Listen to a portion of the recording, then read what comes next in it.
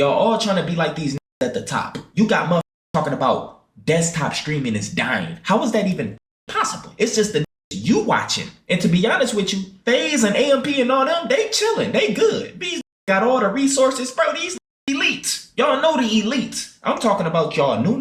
Y'all are getting caught in a wave y'all gonna die in. With cable TV numbers going down and streaming numbers going up every single day, advertising dollars going up in the streaming every single day, and the biggest guest appearances and guest stars going to the streaming platforms as opposed to sitting down on somebody's couch on television nowadays, it seems like streaming has taken over to something that nobody could have counted for when it first started. But I'm not gonna lie, that doesn't necessarily mean it's a good thing. Now, hate it or love it, it's in the entertainers' playbooks in order to go onto these platforms, sit down with the Kai Cenats, sit down with the Neons of the world, and have a good old time while promoting their platform. I genuinely think streaming's the wave right now. It's the new wave. Streaming is officially mainstream in my opinion. And the reason I say this, because 2 years ago, 3 years ago, 5 years ago, if you were on a TV show, if you were on this, on that, what would you do as soon as you were done to try to elevate yourself and build off the hype? You would go into like a music video or go on to like Ellen or a talk show or Late Night with Jimmy Fallon. Now, if you get out of a reality TV show like Love Island or Big Brother or any of these TV shows, what's the first thing they do? They're going off streams. Streaming has genuinely made its way mainstream. Rappers are trying to get on streams. Athletes are getting on streams. The reason all these artists and actors and people from TV shows are going on streams, it's all thanks to Aiden, Kai, Lacey, and Speed. Those 4 streamers right there are the reason streaming is mainstream and is the reason people are going on to streams. Now, there are a plethora of reasons as to why people are gravitating towards streaming and it being the new mainstream thing to do. For some way, shape, form, or fashion, streaming watchers are watching content longer than ever. They're watching the streams for 1.5 hours on average, which I thought we were supposed to be a short attention span, society nowadays. But for some reason, these folks are tapped into these streams. From an entertainer's perspective, it makes sense why they would go and gravitate towards streaming because all these fields aren't producing as much money as streaming outside of like the sports and stuff like that. But the ones like rappers that people thought made a lot of money back in the day just aren't making as much money as streamers are. A lot of these niggas just blow that money. They don't know how to invest money. You feel what I'm saying? I invest that money, go grab properties, go do this, go do that. But I still ain't signed yet. So me and my team, them boys just grab all my money. I get my publishing, I get my BMI, I get my YouTube check, I get everything still. Right. You know what I'm saying? All right, that's smooth. But these niggas signing, so you understand, they get $1 million, they ain't get another $1 million for 3 or 4 years, you know what I'm saying? Like, it's really slavery.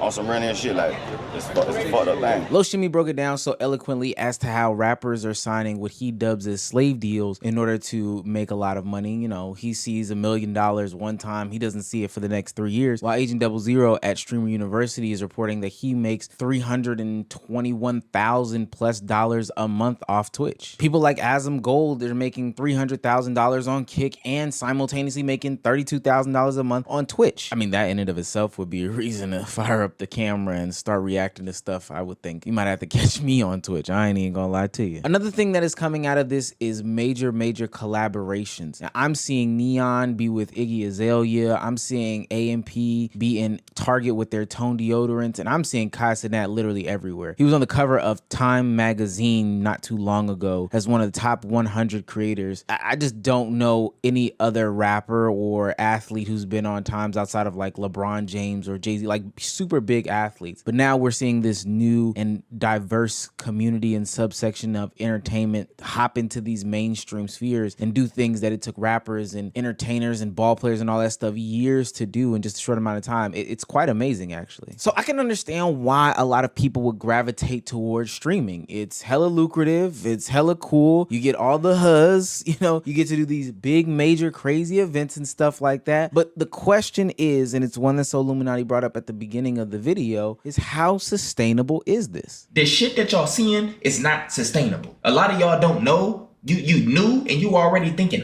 you need to be doing IRLs. Nigga, you are a fucking bot. You're gonna fall off. Bro, the IRL streaming shit is so overstimulated, so oversaturated. All you see is scripts now. Y'all trying too hard, and subconsciously a lot of y'all niggas is competing with each other, but y'all don't know it because it ain't personal. But we see it. Bro, listen, my life is so fucking bro, listen, my life is completely boring compared to y'all.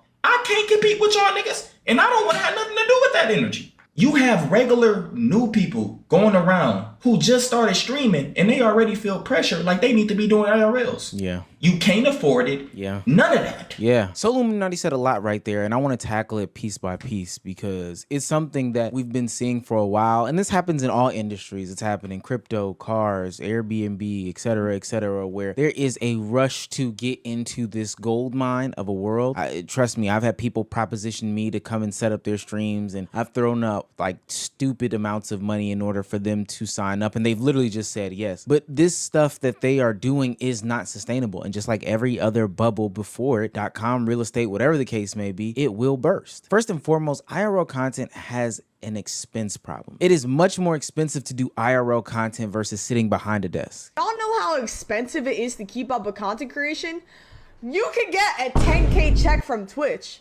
What the fuck is a 10K check when you gotta spend 5K on trips just to travel, $500 on setup shit, fucking $2,000 on your rent, fucking $200 on Wi-Fi, $200 on IRL toolkit. You gotta pay the clippers, pay a YouTube editor.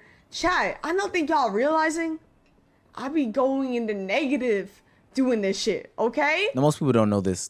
Who am I kidding? A lot of people know this. I used to do some production work for AMP and hang out with the guys and stuff like that. And I remember talking to Agent 00 one time about the reason about going to Twitch and streaming as a medium for the content, as opposed to making long form videos. And he broke it down pretty simple to me. He said, Omar, we could spend hours of a day or an entire day planning a video, and then we could spend an entire day shooting a video, traveling to the site, getting the content, etc., etc. Then we could give the footage to an editor to spend another day doing the video, editing it up, making sure it looks good, etc., etc., just to upload it for it to flop. In totality, if we factor in time and then if we factor in expenses, it becomes something that doesn't seem like it's a good trade-off because ultimately it could flop in the algorithm. With that being said, the counter to that is sitting at a desk, you know, streaming for 3 to 18 hours and getting off as many clips as possible. I don't think people realize how many 8-minute clips can go into a 60-minute recording session, let alone doubling and tripling and quadrupling that. But now we're getting to the point where content creation from a streaming perspective has to come with some sort of expense. People are going out and doing big, lavish, and extravagant things, making it cost just as much, if not more, than when they were creating actual YouTube videos. You know, I want to thank everyone for coming out, you know, on this trip. Everyone took times out of their days. They took times out of their families to, you know, come on this trip with me, man. You know, I envisioned it to be something insane, but, you know, it's just not what it came out to be. You know, I think still some of the content's been good, but, yeah, man, you know, it's been getting really fucking expensive. We've done 5 streams and we almost spent like fucking 200K. You know, we got to cut the cost down.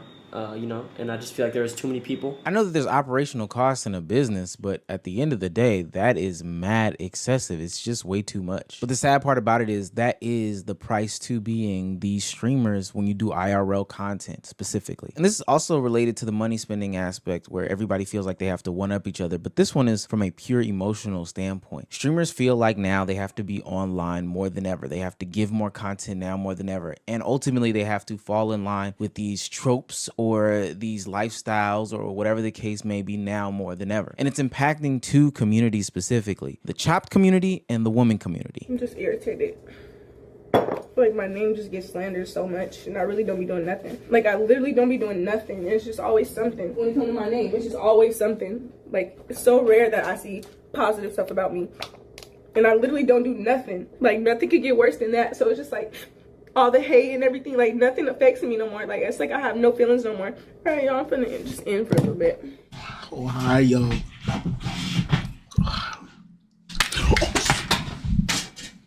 You need you a what?